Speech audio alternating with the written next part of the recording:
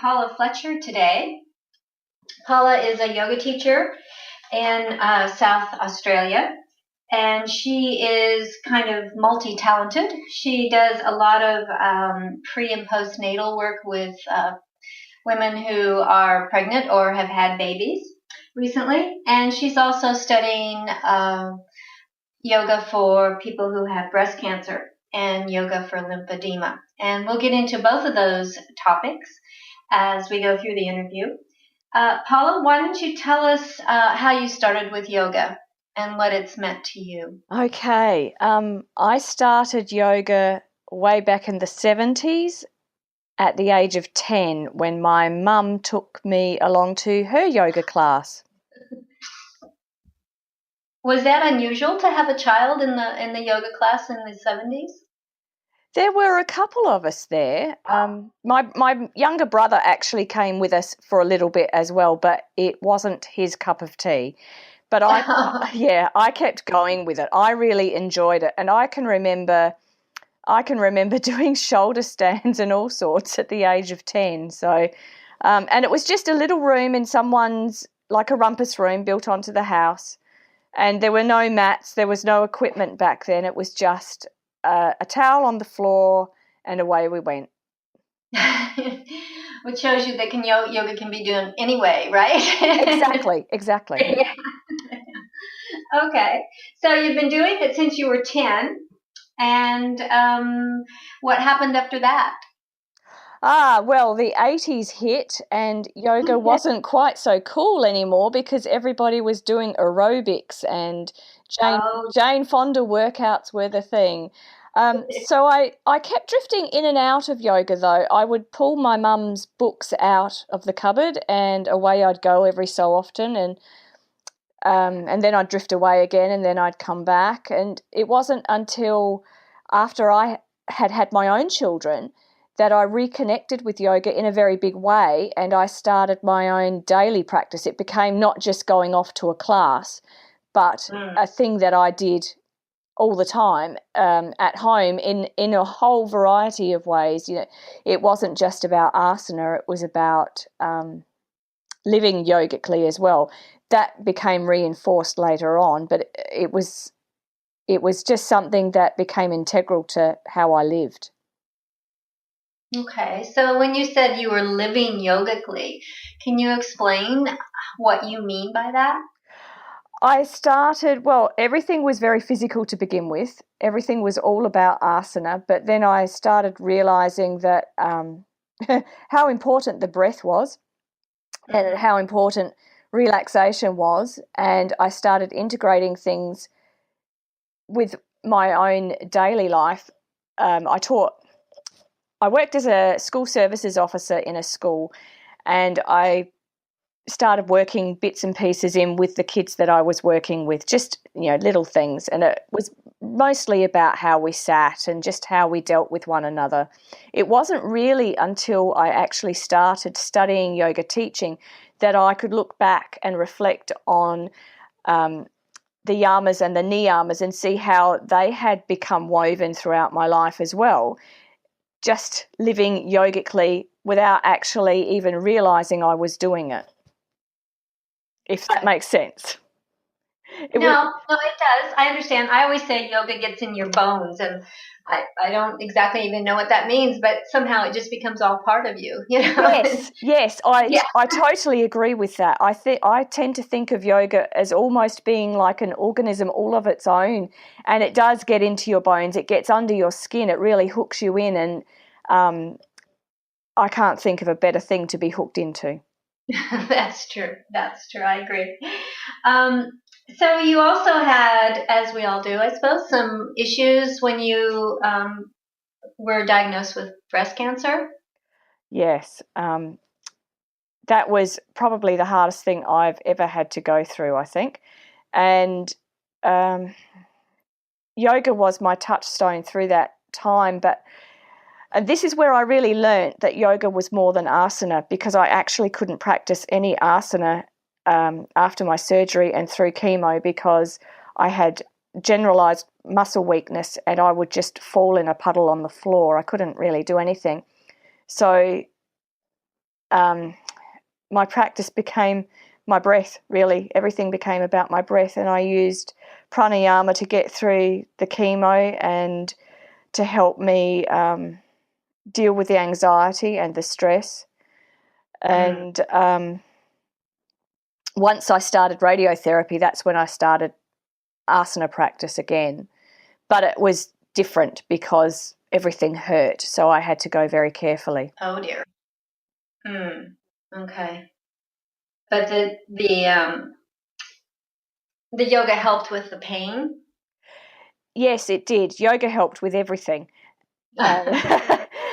And I really do think that yoga does actually help with everything in a variety of ways, but it does help to limber the joints as well as the muscles, and without that practice, I think I would have been a lot worse off. Okay, that's excellent to know. So you've kind of evolved now, and then actually you're going back to the yoga for breast cancer, but you are teaching a variety of classes for people who are either pregnant or have very recently had the baby, or a little bit down the path and the baby's a bit older. Can you tell us how you got into this particular area? Oh, I got into this by accident, totally by accident. I teach general yoga classes in a very small town in the middle of Eyre Peninsula in South Australia, and the town is called Lock.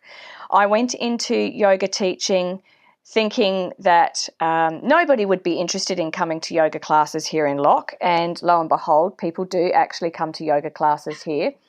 And I had somebody attend a class one night, and she told me afterwards that she was pregnant, and I totally freaked out, thinking that I didn't know enough to be able to teach safely.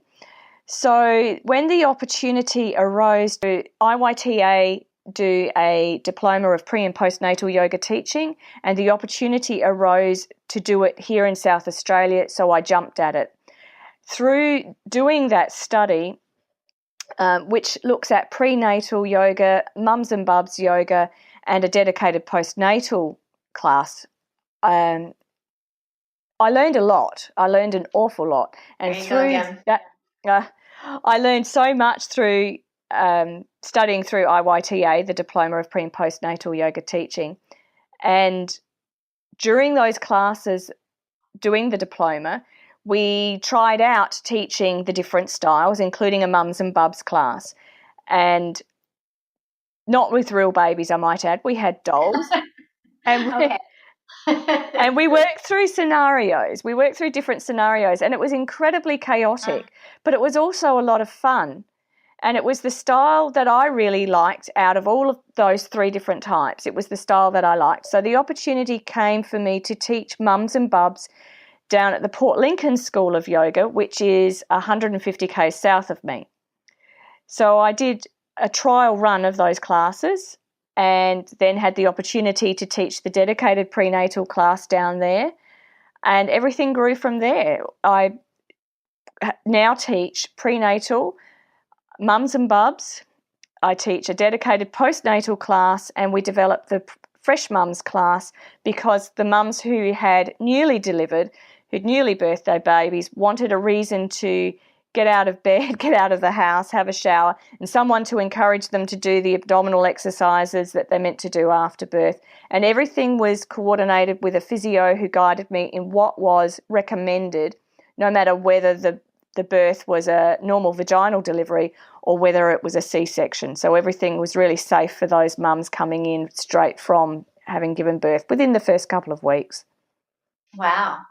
So is that pretty new? I mean, I'm just going by my own experience, and really, you weren't supposed to do anything for at least 6 weeks, and then not do a whole lot for the rest of the 9 months. So kind of like it took you 9 months to have the baby, and now it's going to take you 9 months to get back into shape. Yeah. But this is pretty new. I mean, what's different about it compared to the regular postnatal kinds of things? Okay. Well, the fresh mums is extremely gentle. The types of movements that we're doing in that particular group is all the stuff that they are told to do when they come out from hospital. When those mums are newly delivered, whether it's from a C-section or a normal vaginal delivery, they're given certain exercises, which basically is about activating the pelvic floor and the transverse abdominis muscle. So really light pelvic tilting, some very light Majariasana, some seated Majariasana. It's all that sort of stuff combined with pranayama. So we're combining it with the breathing and some shoulder release type movements, say the Garuda arms movement, and some very soothing relaxation. Nothing very strenuous at all. It's all the sort of stuff that they're given to do when they get out of hospital, but that they might need some encouragement to do. That was the feedback that I got, was that they needed somebody to just encourage them to actually do the stuff. Oh, okay. So I basically went from there. It's basically a group that gets together with their babies. They can discuss anything that they feel like discussing. We do these movements and exercises together. We do some relaxation to help calm and soothe, and some baby massage thrown in there as well for bubs. So it's kind of like a new mums club, except it's got a few other excellent purposes. Is that a fair thing to say? Basically, it's a new mums group that has the yoga principles thrown in there with some relaxation and techniques to help calm, because it's a really stressful time. It's especially for first-time mums, but even if you're second or third bub down the track, it can still be quite a stressful time. So to have mums get together and to be able to discuss that, it's a no-holds-barred type of thing as well.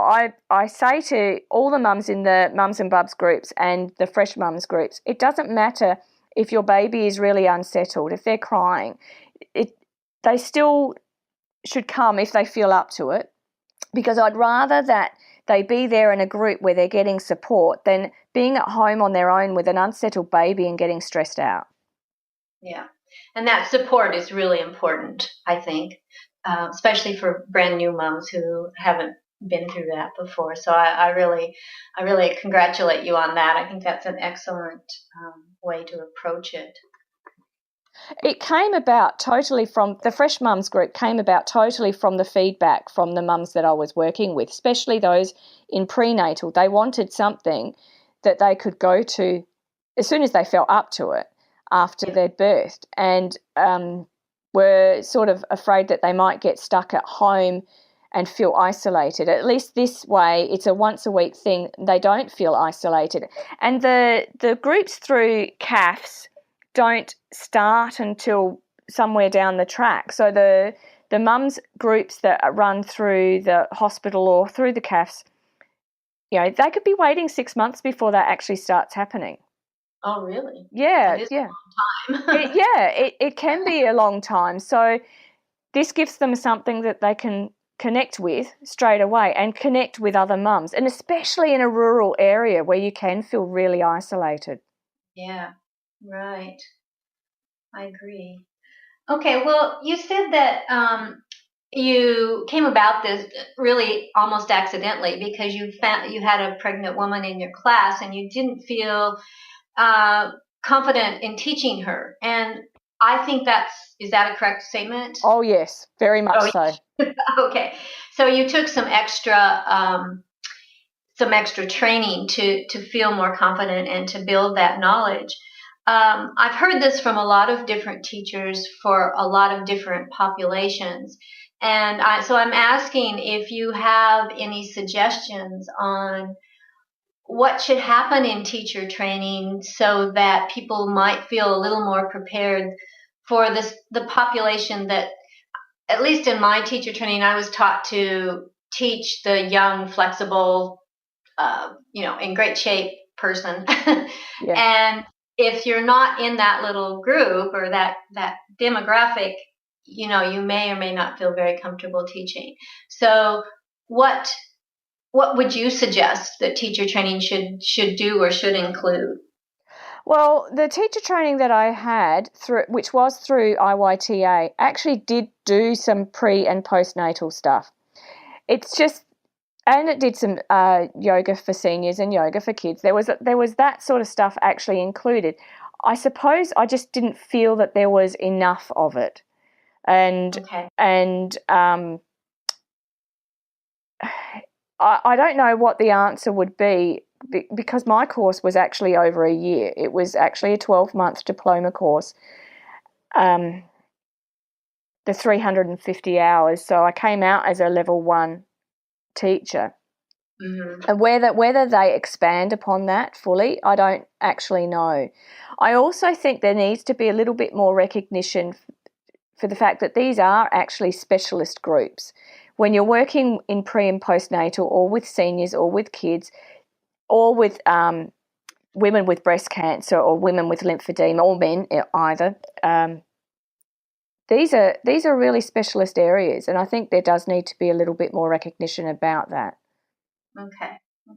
But yoga in general is not a one-size-fits-all anyway. As yoga teachers, we should actually be adapting and modifying what we're doing according to each person that is within that class. Yes, I agree. Yeah. But I also agree with you that when you, I would be quite nervous if I got a pregnant, not likely who I teach, but if I got a pregnant person, because I would feel very unprepared for that. And I did have like a couple of hours in my training about pre and postnatal, but that didn't really give me the confidence or prepare me, I don't think. And I'm just exploring this because so many people have said this, that they just didn't have the confidence to teach a certain population. And so I was just exploring what people thought we might be able to do about it. So let's get back to, you're now going into a new area, it sounds like, or adding, Yeah. which is yoga for breast cancer and yoga for lymphedema. Could you explain, first of all, what lymphedema is, so that people listening who may not be aware of what that particular condition is? Okay, well, lymphedema is a swelling. It's a type of swelling that happens, it can happen because you're born with it, so there's a condition of primary lymphedema, or it can happen as a secondary reaction to cancer treatment, or to surgery, or to injury, or to infection of some description. The lymph is a fluid that flows through the lymphatic system. It flows from the circulatory system into the lymphatic system and back again, quite normally. What happens with lymphedema is that lymph fluid gets stuck, and it gets stuck and it has trouble draining back. So when you have lymphedema, it's important to get that fluid draining back. It causes swelling and it's very painful, and it generally starts at the extremities. So if you've got lymphedema of the legs, it might start at the feet and then work its way up, or it might start in the hands and work its way up the arm. That's generally the way that it works, and it can cause a lot of other effects, a risk of infection, a risk of cellulitis infection. It's quite a complex thing, and to drain the fluid from the affected area is actually quite a complex thing, because the lymph works in a certain way, and it works in a certain way through the body. So you need to actually get one area cleared to work on the area that you're actually aiming for. So there's a real process involved with this, and it's actually very, very complex. And not enough is really known about lymphedema. Sadly, a lot of doctors don't know enough about lymphedema either. Like they're floundering as well, a little bit out there on their own. There's not enough people who really know enough about manual lymphatic drainage. There's not enough specialists in that area. Okay, so how is yoga addressing this? Well, through the movements, through very specific movements that are coordinated to work through the body in the way that lymph flows, clearing the areas before you actually get to the area that you're aiming for. and coordinating with the breath, yoga can have a really positive impact on lymphedema. It needs to be done in a very specific way and very much targeted to the person and the level of lymphedema that they have and in the area in which they have.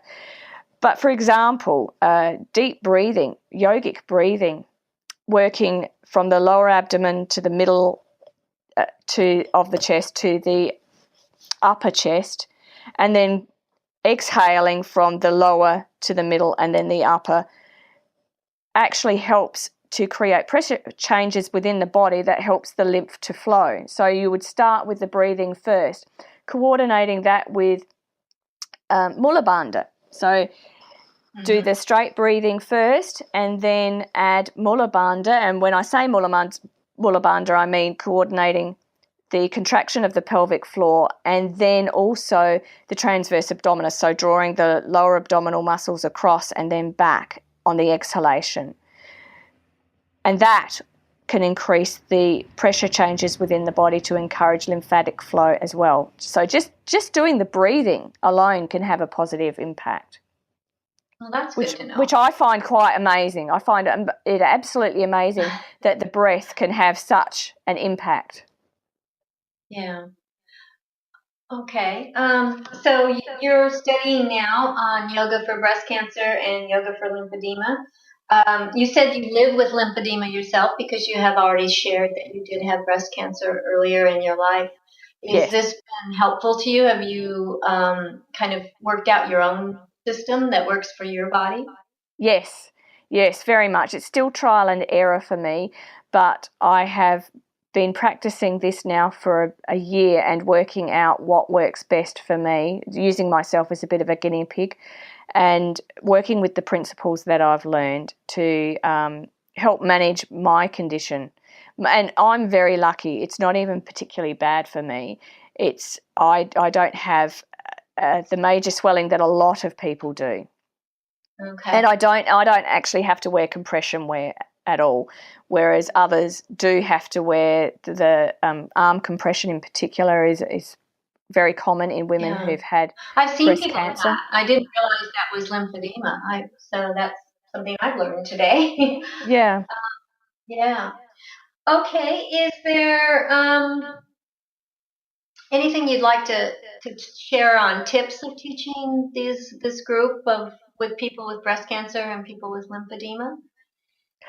It needs to be a slow process. It needs to be slow and steady, and there needs to be, particularly with lymphedema, there needs to be rests between moving on to the next practice, whatever it is. So a round of, say, between 3 and 6 would then result in a rest break. For lymphedema, the lymph flows for an extra 2 minutes afterwards. So just flopping, literally flopping and remaining on the floor in Shavasana for a couple of minutes before moving on to the next section is. Women who have breast cancer also need to take it very slowly and very carefully because we need to get the parasympathetic nervous system to kick in and to calm and quiet the sympathetic nervous system. So to take things slowly and quietly is really important with that as well because it's a very stressful time going through breast cancer.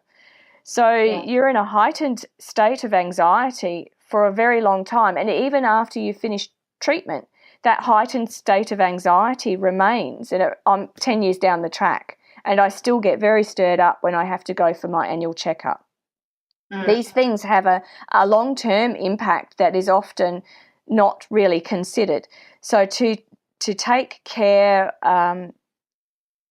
of the woman in a very slow and careful fashion is very, very important. And it also involves looking at the energy systems as well. So looking at things from the perspective of the pranavayus and getting the energy systems balanced is another consideration with somebody having gone through breast cancer. That's I can't really think of anything else at this point. Yeah. Oh, that's great. That's wonderful. I feel like I've learned a lot. So we're about ready to tie everything up. And is anything else that you would like to say before we leave? And no, I can't really think of anything except to say that these are actually very highly specialised areas, and if anybody is interested in taking these areas up, I would encourage them to go and do some further study with somebody who's actually done a lot of studies in this area, and because there's just not enough information out there, and there aren't enough people out there skilled to really help in this demographic with people with lymphedema or women who've had breast cancer. Okay, I certainly agree with that. So if any of you would like to get a hold of Paula, she's in Locke, is that correct, in South Australia? That's correct. And also a lot of traveling around, which I'm very impressed with. Her contact details, her phone number is 0428 718 535. And is there any place, and she has a Facebook page, it's Haven Yoga and Wellness. And her website is www.havenyogaandwellness, all one word, .com.au. And you can find out a little bit more about what Paula's doing, and she's doing some really, really great work. So I really appreciate you coming on the podcast and giving us the benefit of your really extensive knowledge. Thank you. Thank you. Okay, thank you, Paula.